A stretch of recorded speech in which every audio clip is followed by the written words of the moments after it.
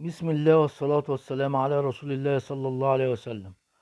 النهاردة تعادل النادي الأهلي مع نادي شباب بلوزداد 0-0 في الجولة الرابعة، المباراة المؤجلة. وبكده يبقى الفرق الأربعة لعبت 4 جولات. الترتيب دلوقتي: النادي الأهلي في المقدمة ب6 نقاط، شباب بلوزداد 5 نقاط، يانج أفريكانز 5، ميدياما 4. مع العلم إن الأهلي هيلعب الماتش الجاي خارج أرضه مع ميدياما بطل غانا. وبالتوفيق إن شاء الله للنادي الأهلي في المباريات القادمة إن شاء الله. كان التشكيل مكون من مصطفى شوبير، محمد هاني ناحية اليمين، محمد عبد المنعم، ياسر ريان، علي معلول،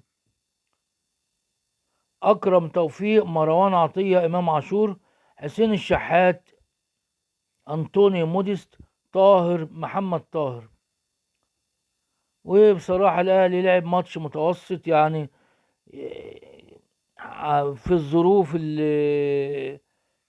اللي كانت في الجزائر، حماس جماهيري منقطع النظير، أتيحت فرص للفرقتين، والحمد لله نقطة تعتبر برضو مكسب خارج الأرض.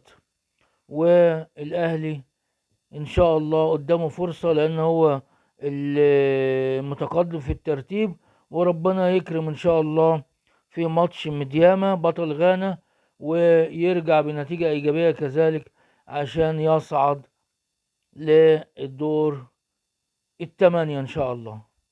وإلى لقاء آخر، السلام عليكم.